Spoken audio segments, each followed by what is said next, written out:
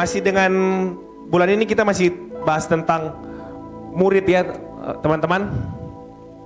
Minggu ini saya dapat judul menghidupi dan melakukan firman. Itu ada kecil saya syarat jadi murid. Jadi syarat jadi murid yaitu menghidupi dan melakukan firman Tuhan, teman-teman. Mungkin teman-teman sering gitu setiap ibadah begitu, sering dengar firman begitu, bahkan banyak yang terharu begitu, selesai dengar firman terharu begitu, tapi cuma sampai di situ Ji. Habis itu langsung pulang sudah lupa. Cuma mendengar, tapi Senin sampai Jumat lupa. Sabtu Minggu dengar firman, Senin sampai Jumat lupa. Nah, minggu ini saya mau bagi ke teman-teman bagaimana kita menghidupi dan melakukan firman agar kita setiap saat masih disebut sebagai murid. Jadi itu salah satu syarat untuk menjadi murid yaitu menghidupi dan melakukan firman. Oke? Kita buka dulu dalam next Yohanes 8 ayat 31. Nah, di situ dibilang, maka katanya kepada orang-orang Yahudi yang percaya kepadanya, jikalau kamu tetap dalam firman-Ku, kamu benar-benar adalah murid-Ku. Nah, dalam Yohanes dibilang, maka katanya kepada orang-orang Yahudi yang percaya kepadanya, yang percaya kepada Yesus, jikalau kalian tetap dalam firman-Ku, kamu benar-benar adalah murid-Ku. Jadi siapa yang ada yang melakukan dan menghidupi firman Tuhan, dia adalah murid Tuhan. Tapi mungkin sekarang kita Sabtu Minggu dengar firman, Senin sampai Jumat nggak melakukan begitu, lupa. Seringnya begitu ya. Mungkin Senin sampai Jumat, Sabtu Minggu kudus, Senin sampai Jumat kudis, tidak. Nah, next saya baca juga dalam Yakobus 1 ayat 22 dibilang, tetapi hendaklah kamu menjadi pelaku firman dan bukan hanya pendengar saja, teman-teman. Sebab jika tidak demikian kamu menipu diri sendiri. Jika kita cuma menjadi pendengar saja, kita tidak menjadi pelaku firman, sama dengan apa? Di Alkitab bilang, sama dengan apa? Kita menipu diri sendiri, teman-teman. Nah, itu dia. Jadi saya harap kita setelah dengar ini, kita balik ke rumah, balik ke kos kita masing-masing, kita bisa menghidupi dan melakukan firman, teman-teman. Siapa yang mau melakukan firman? Boleh lambaikan tangannya? Sudah semua, langsung doa berkat saya. Oke teman-teman, sebelum saya bagi bagaimana kita melakukan firman, saya bilang dulu. Saya ada catat 3 poin. Next. Yang pertama, firman itu bukan cuma kontennya kita. Kita post, kita scroll, bukan cuma kontennya kita, tapi firman yaitu kompas hidupnya kita. Dan yang kedua saya catat, kita mendengar tanpa melakukan sama dengan kita lupa dirinya kita, teman-teman. Dan yang ketiga, saya bilang kalau kita menghidupi firman, hidup kita kuat. Kita tidak mudah goyah, teman-teman. Nah, kita bahas satu-satu. Yang pertama, firman bukan konten, tapi firman yaitu kompas hidupnya kita, teman-teman. Mungkin sekarang banyak dari kita anak-anak muda itu rata-rata kita mengkonsumsi konten ratusan mungkin setiap hari. Gitu ya. Bukan cuma di Instagram atau mungkin di Facebook. Sekarang sudah bukan zamannya lagi Facebooknya. Bapak-bapak Facebook Pro kayaknya ini, hamba-hambanya di depan 2. Nah, sekarang itu kayaknya TikTok aja. Setiap scroll konten. Apa sih yang lagi update sekarang? Nah, tapi saya bilang firman itu bukan cuma konten untuk lewat saja begitu saja. Tapi saya catat firman itu kompas hidupnya kita, teman-teman. Semua tahu Kompas kan? Sekarang masih zaman Kompas tidak ya, Kompas ya? Masih Kompas apa? GPS sekarang, GPS. Dulu itu Kompas itu ada itu yang utara, selatan, timur, barat apa. Nah, mungkin sekarang teman-teman sudah ini GPS mungkin. Nah, itu Kompas itu menunjukkan arahnya kita, teman-teman. Kalau kita tersesat, kita hilang arah, nah kita balik ke kompasnya kita, teman-teman. Mungkin satu fitur yang mungkin teman-teman tidak pernah buka di HP-nya kalian, mungkin Kompas ya. Ada itu HP-nya kalian pasti itu Kompas semua. Nah, itu teman-teman. Jadi firman Tuhan itu kompasnya kita teman-teman. Kita hilang arah, kita lihat kompas atau mungkin sekarang maps lah, maps. Kita hilang arah, kita lihat maps, kita pasti bakalan tahu kita mau kemana begitu teman-teman. Nah di Mazmur dibilang, Mazmur 119 ayat 105 dibilang, firman-Mu adalah pelita bagi kakiku dan terang bagi jalanku teman-teman. Nah itu, kita perlu menerapkan dalam hidupnya kita sekarang gitu teman-teman. Saat kita bingung mengambil keputusan dalam hidupnya kita, mungkin yang bingung habis sekolah mau next kuliah di mana, atau mungkin karirnya kita, aduh saya masih begini-begini saja, saya mau jadi apa ini, saya mau kemana. Nah itu yang kita perlu terapkan dalam hidupnya kita teman-teman. Kita perlu firman agar kita tidak hilang arah dalam kuliahnya kita, dalam karirnya kita, atau mungkin dalam pasangan hidupnya kita teman-teman. Mungkin yang sedang mencari-cari pasangan hidup mungkin dia bilang, kenapa sih sampai sekarang saya masih ini, hilang apa jodohku, hilang apa, jadi atau mungkin belum lahir jodohnya begitu kan. Dimana kenapa saya masih sekarang saya masih sendiri gitu ya. Nah itu saya bilang, saat kita bingung ambil keputusannya kita, keputusan tentang kuliahnya kita, karirnya kita, pasangan hidupnya kita, saya mau bilang jangan kita cari jawaban di konten-konten atau mungkin di komentar netizen teman-teman, atau mungkin sekarang yang lagi ini apa, jangan cari pasangan di aplikasi Tinder. Amin Victor? Amin Pastor? Nah itu saat kita hilang arah, saat kita bingung kita mau kemana, firmanlah yang menjadi kompas hidupnya kita, firman yang menjadi GPS dalam hidupnya kita teman-teman. Nah next yang kedua saya catat, next yang pertama itu firman bukan konten tapi firman itu kompas hidupnya kita, dan yang kedua itu kita, kalau kita cuma mendengar tanpa melakukan, sama dengan kita lupa akan dirinya kita sendiri teman-teman. Yakobus 1 ayat 23 dibilang, sebab jika seorang hanya mendengar firman saja dan tidak melakukannya, ia adalah seumpama seorang yang sedang mengamat-amati mukanya yang sebenarnya di depan cermin. Semua pasti datang ke sini berkaca kan. Nah, mengamat-amati mukanya yang sebenarnya di depan cermin. Baru saja ia memandang dirinya, ia sudah pergi dan ia segera lupa bagaimana rupanya. Mungkin ada yang sebelum kesini mungkin berkaca dulu tuh, sisir rambut begini berkaca, tapi setelah berkaca dia lupa apa yang ada di depan itu cermin. Sama seperti saya kasih ilustrasi, mungkin sekarang sering saya dapat yang anak-anak muda sekarang dia bilang mereka selfie 50 kali tapi masih tidak yakin mana yang bagus. Selfie terus, foto dari sini deh, engkelku kiri deh, engkelku kanan deh, tapi pas pilih foto, jeleknya semua, padahal sudah 50 itu foto. Apalagi cewek-cewek sekarang ya teman-teman ya, begitu kayak bingung gitu, mana yang sebenarnya yang paling bagus yang mau dipost begitulah. Nah seperti kita itu begitu. Jadi saya bilang cermin itu memberi kita informasi, tapi kalau kita tidak ubah apa yang kita lihat, sama saja begitu. Kalau kita tidak ubah apa yang kita lihat di depan cermin, kalau misalnya kita berkaca baru misalnya, bedakku kurang rata begitu. Tapi kalau kita setelah lihat itu kita tidak ubah, sama aja begitu. Tapi di Yakobus dibilang, jika seorang hanya mendengar firman saja dan tidak melakukannya teman-teman, dia adalah seumpama seorang yang sedang mengamat-amati mukanya yang sebenarnya di depan cermin. Baru saja ia memandang dirinya, ia sudah pergi, terus dia lupa bagaimana, apa yang saya mau buat ya, begitu teman-teman.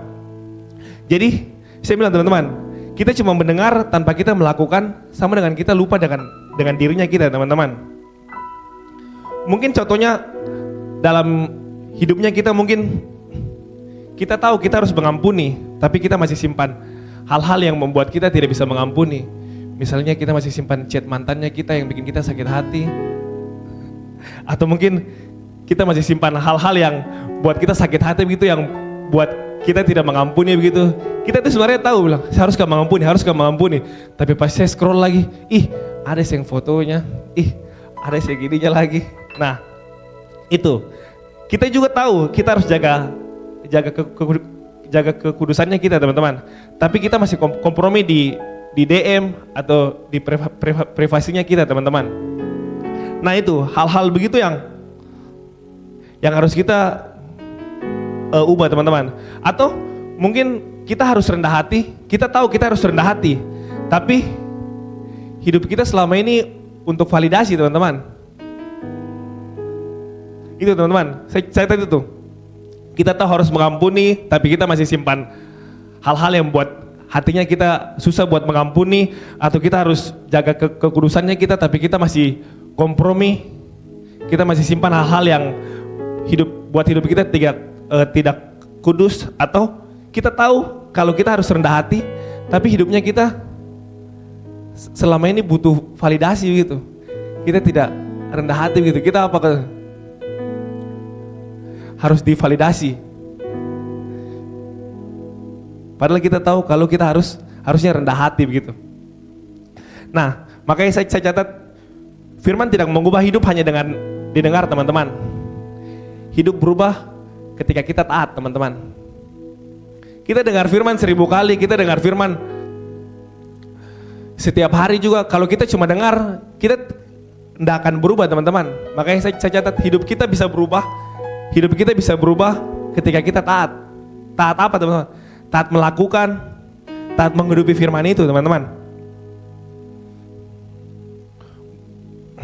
Makanya saya catat, kalau kita mendengar tanpa melakukan, sama saja kita lupa diri, teman-teman.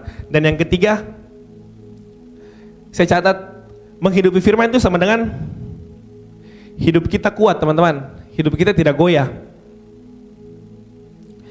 Saya bacakan, saya mungkin tidak ada karena terlalu panjang ini. Matius 7 ayat 24 sampai 27. Itu tentang perumpamaan orang bijak. Saya bacakan ya.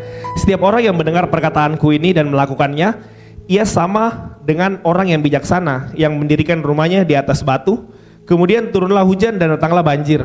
Lalu angin melanda rumah itu, tetapi rumah itu tidak rubuh, sebab didirikan di atas batu.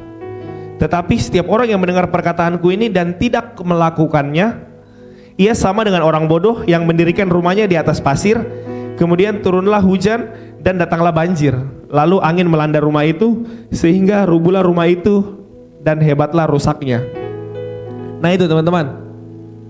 So dibilang, setiap orang yang mendengar perkataanku dan melakukannya, ia sama dengan orang yang membangun rumahnya di atas batu, teman-teman.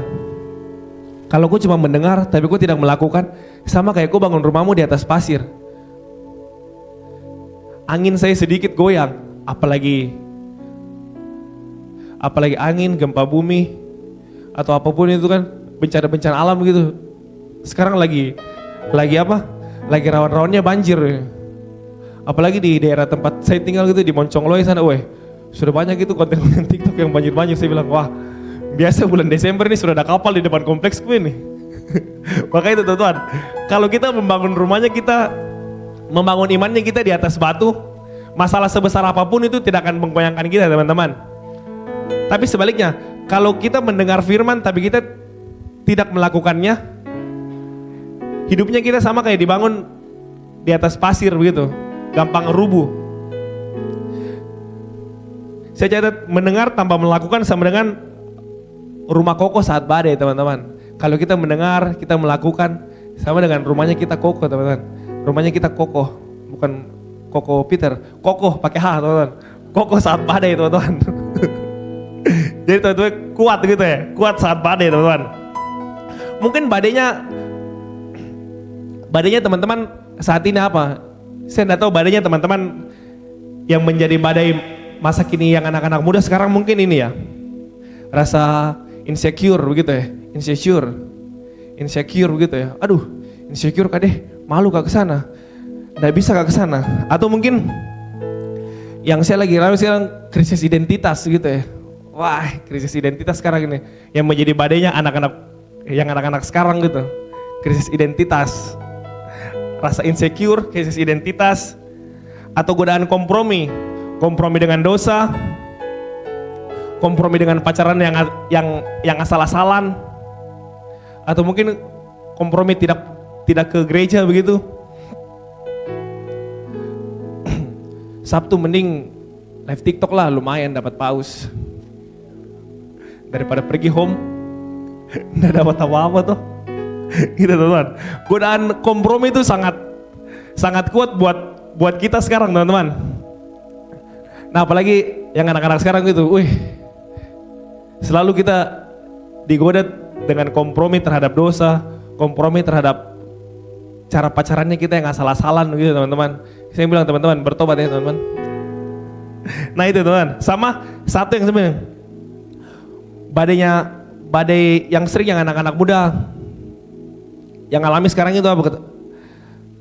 Tekanan mental. Mungkin sekarang banyak yang anak-anak muda sekarang baru ditekan sedikit dari kampus atau mungkin dari tempat kerja. Saya bilang, aduh, mental health cut saya begini kalau kayak begini. Nggak bisa Kak, saya kena mental health Kak deh begini, resign Kak, begini. Nah itu saya bilang, aduh kenapa Kak begini Kak deh? Dosenku tuh, nah suruh Kak bikin skripsi selesai. Nah kasih Kak target 2 bulan lagi. Ih kenapa Kak deh? Nah mau Kak deh? Mau Kak pindah kampus deh? Saya bilang deh, mental health Kak deh begitu. Atau di kantor begitu, dikasih pekerjaan, dikasih ini. Ih banyaknya pekerjaan dikasih ini. Nah bisa Kak kasih ini selesai nih. Resign Kak deh. Mau Kak cari kantor yang work life balance deh, work life balance. Masuk kantor pagi, siang ngopi, sore pulang, malam nongkrong, itu saja hidupmu. Itu teman. Mungkin teman-teman perlu belajar lagi. Lihat saya itu sekarang, dulu mungkin saya kayak begitu. Saya lihat masalah selalu, kalau saya dapat pekerjaan, saya dapat job yang lebih banyak, saya punya point of view itu selalu ke arah yang negatif begitu teman-teman. Kenapa nak kasih kayak gini? Nah kenapa nak kasih kayak gini? Tapi sekarang itu saya belajar, kita lihat dari point of view yang positif teman-teman. Mungkin dosennya kalian kasih target buat kasih selesai skripsinya kalian 2 bulan lagi atau 3 bulan lagi. Mungkin biar apa? Karena dia itu tahu di dunia kerja ke depannya yang kalian akan hadapi bakal jauh lebih keras teman-teman. Bakal jauh lebih ditargetkan begitu teman-teman. Nah itu dia teman-teman. Semua itu Tuhan kasih ke kita itu pasti ada maksudnya teman-teman. Kita tergantung kita begitu. Kita mau lihat dari sisi negatifnya atau di positifnya begitu. Makanya kalau baru dikasih tugas, dikasih target begitu, selesai skripsi segini, dikasih tugas harus bikin 2 bulan lagi selesai, atau mungkin di tempat kerja dikasih job yang lebih banyak, terus dibilang kena mental health kayak ini deh, resign Kak deh. Saya bilang, dia bilang itu karena apa ya? Kenapa cobaanku banyak sekali ya?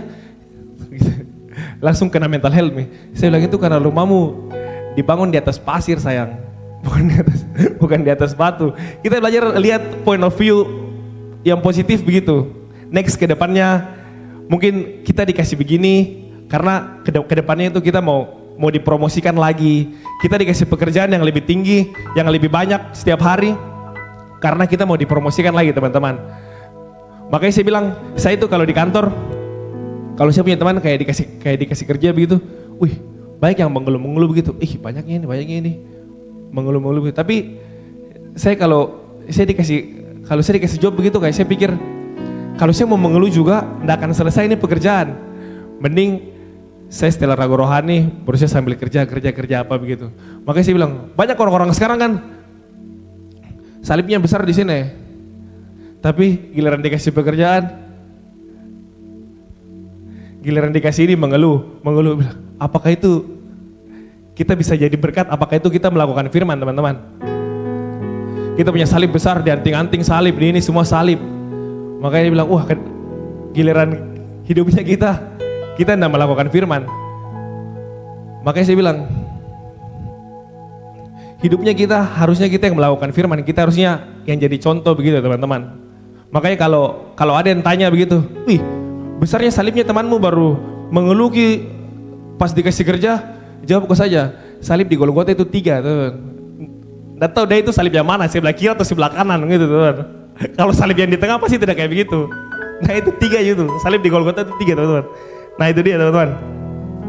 Mungkin badai anak-anak muda sekarang begitu ya, rasa insecure, krisis identitas, godaan kompromi, atau tekanan mental begitu, atau mungkin FOMO, takut tertinggal. Orang bikin apa kita ikut, orang bikin konten apa kita ikut, orang pedal, wah kita pedal juga.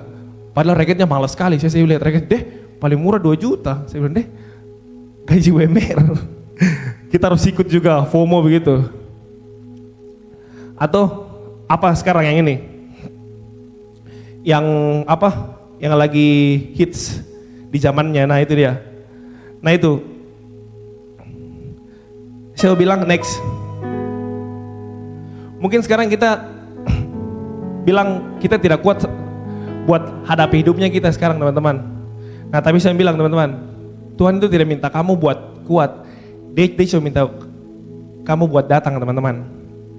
Kita datang sama dia, kita berserah sama dia, semua badai dalam hidupnya kita, yang tadi saya bilang, atau mungkin teman-teman ada badai lain yang menerjang hidupnya teman-teman, selain rasa insecure, krisis identitas, godaan kompromi, atau mungkin tekanan mental begitu. Nah, dia tidak minta kita kuat teman-teman, dia itu cuma minta kita datang sama-sama dia teman-teman. Nah itu tadi 3 hal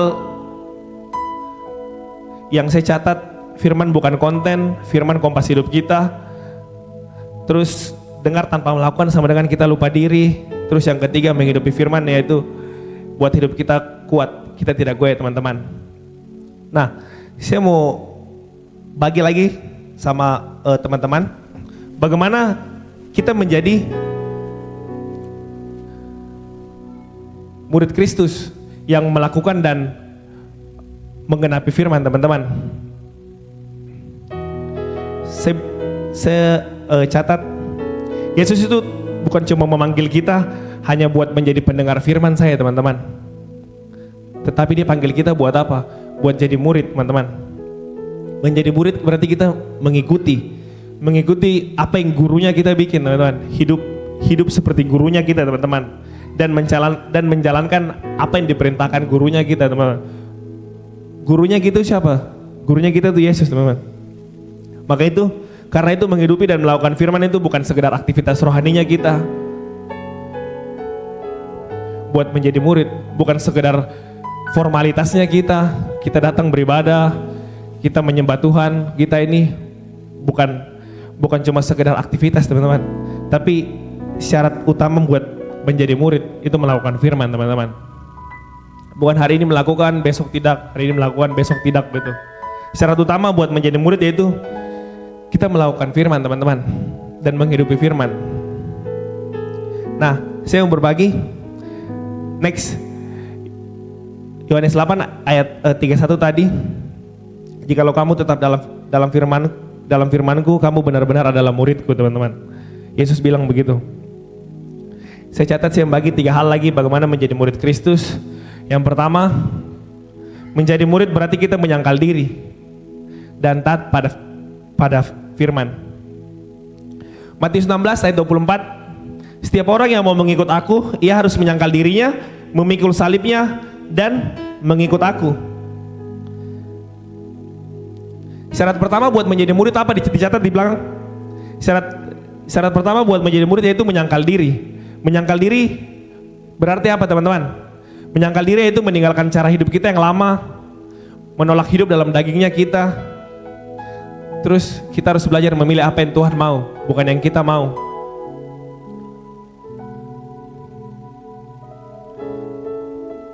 Kita harus tahu apakah yang saya bikin ini Tuhan mau atau cuma hanya sekedar kemauannya kita begitu teman-teman. Bagaimana kita bisa tahu maunya Tuhan itu bagaimana teman-teman? Ya melalui firman Tuhan teman-teman. Makanya saya bilang tidak mungkin seorang berkata ia murid Kristus tetapi hidupnya tidak tunduk pada firman.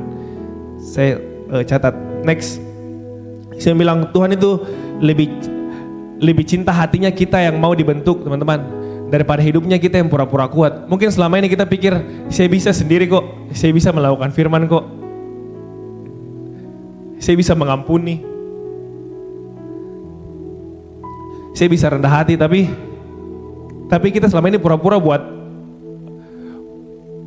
bisa sendiri tanpa bantuan Tuhan. Makanya saya bilang dia lebih cinta sama hatinya kita yang mau dibentuk. Mending kita berserah, kita menyangkal dirinya kita,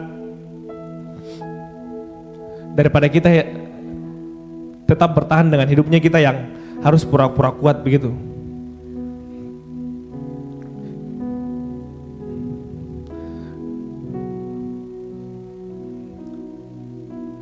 Makanya next saya juga catat, kadang Tuhan itu cuma mau satu hal dari hidupnya kita teman-teman. Dia itu cuma mau kita taat teman-teman. Bukan tentang kita harus tahu semuanya, bukan tentang kita paham apa yang besok terjadi, apa yang next terjadi setelah kuliah, saya mau kemana, saya punya karir bagaimana, saya punya pasangan hidup bagaimana. Bukan kita tahu semuanya, tapi dia cuma mau kita taat teman-teman. Dan yang kedua yaitu bagaimana menjadi murid Kristus. Menjadi murid berarti menyangkal diri dan taat pada firman. Dan yang kedua saya bagi, murid tidak hanya mendengar, tetapi apa? Melakukan firman. Yesus beri kita gambaran jelas di Matius 7 ayat 24 teman-teman. Setiap orang yang mendengar perkataanku ini dan melakukannya, ia sama dengan orang yang bijaksana yang mendirikan rumahnya di atas batu. Saya bilang teman-teman, murid sejati itu bukan dinilai dari seberapa sering kita hadir di ibadah, seberapa banyak ayat yang kita hafal, atau seberapa aktif kita pelayanan teman-teman. Tapi dari apa teman-teman? Dari ketaatan kita tentang firman Tuhan teman-teman. Saya bilang murid bukan seberapa sering kita ibadah, seberapa sering kita hadir. Sama Ji, kita hadir tapi kita tidak taat. Kita hadir tapi kita tidak melakukan firman. Kita hafal ayat, hafal saya, tapi tidak melakukan sama ya. Makanya saya catat, murid yang sejati itu bukan dinilai dari yang tadi seberapa sering kita datang ibadah, seberapa banyak ayat yang kita hafal, seberapa banyak pelayanan yang kita ambil, tapi murid sejati itu dari ketaatan terhadap firman teman-teman. Makanya saya bilang murid bukan kumpulan orang yang banyak tahu teman-teman, melainkan orang yang banyak taat. Kita tahu semua hal, belum tentu kita jadi murid. Tapi kalau kita taat, kita banyak taat, pasti kita menjadi murid yang sejati teman-teman. Dan yang terakhir saya bagi bagaimana menjadi murid Kristus. Menjadi murid berarti menyangkal diri dan taat pada firman. Murid tidak hanya mendengar tetapi melakukan firman. Dan yang ketiga terakhir, menghidupi firman, mengubah karakter menjadi serupa dengan Kristus teman-teman. Seperti yang saya bilang di awal tadi, seorang murid itu selalu menjadi seperti gurunya. Gurunya bikin A, dia harus jadi A. Gurunya bikin B, dia harus jadi B, begitu. Makanya saya bilang teman-teman, Lukas 6 ayat 40 dibilang seorang murid tidak lebih dari gurunya, tetapi setiap orang yang telah tamat pelajarannya akan apa? Akan sama seperti gurunya teman-teman. Ketika kita melakukan firman, mungkin tidak langsung hidupnya kita, tidak langsung karakternya kita berubah teman-teman. Saya tahu, ubah karakter orang itu, kita tidak bisa mengubah karakternya orang. Yang bisa ubah karakternya kita itu cuma Tuhan dan dirinya kita sendiri teman-teman. Orang lain tidak bisa ubah karakternya kita. Siapa yang mau bisa ubah yang di karakternya kita? Mereka bilang apapun itu, tapi kalau kita dari kita sendiri tidak mau berubah, sama Ji. Nah makanya saya bilang, ketika kita melakukan firman, ketika kita menghidupi firman teman-teman, karakter kita dengan sendirinya berubah teman-teman. Next, mungkin dari kita yang cepat marah, kita jadi penyabar. Dari kita mungkin yang dulunya mudah kecewa, kita sekarang jadi kuat. Atau mungkin dulunya kita egois, kita sekarang jadi lebih mengasihi. Atau dulunya kita takut, kita sekarang jadi lebih percaya. Atau mungkin dulunya kita duniawi, sekarang kita jadi rohani teman-teman. Itu perubahan karakter yang dilihat ketika kita melakukan dan menghidupi firman teman-teman. Dan itu adalah syarat untuk menjadi murid Kristus teman-teman. Syarat salah satunya yang menjadi murid Kristus teman-teman. Itu tadi 3 yang saya bagi, bagaimana agar kita menjadi murid Kristus teman-teman. Yang pertama yaitu menjadi murid berarti kita menyangkal diri dan taat pada firman. Yang kedua, murid itu tidak hanya mendengar, murid melakukan firman. Dan yang ketiga, menghidupi firman bisa mengubah karakter kita, bisa mengubah hidup kita, mengubah hati kita menjadi serupa dengan Kristus. Waktu saya sudah habis, saya undang Well Singer maju ke depan. Saya harap apa yang saya bagikan minggu ini bukan menjadi teman-teman pulang cuma buat mendengar saya, tapi saya harap dari hari Senin sampai Jumat depan atau mungkin sampai ke depan teman-teman bisa melakukan firman, bisa menghidupi firman dalam hidupnya kita teman-teman.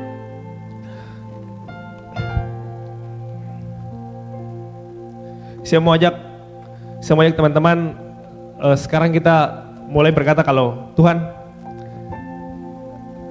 saya tidak mau cuma mendengar firman saja. Saya mau kita menghidupi firman dan melakukan, karena itu syarat menjadi murid sejati teman-teman. Saya minta teman-teman bangkit berdiri. Saya akhiri khotbah minggu ini. Saya harap goalsnya teman-teman pulang bukan cuma teman-teman berhenti di sini mendengar firman, tapi saya harap teman-teman bisa melakukan firman biar masalah-masalah dalam hidupnya kita teman-teman. Mungkin saya tidak tahu yang sekarang lagi dialami apa, badai apa yang lagi dialami. Mungkin di kuliah teman-teman, di pendidikannya teman-teman, atau mungkin di karirnya teman-teman, atau mungkin di pasangan hidupnya teman-teman masih bimbang. Saya bilang teman-teman, kalau teman-teman melakukan firman, kalau teman-teman berserah, berharap sama-sama Tuhan, saya yakin badai dalam hidupnya kita pasti kita bisa dilewati, dan itu pasti akan membuat karakter kita up, akan membuat hidup kita lebih seperti menjadi murid sejati lagi teman-teman. Teman-teman, saja kita angkat lagu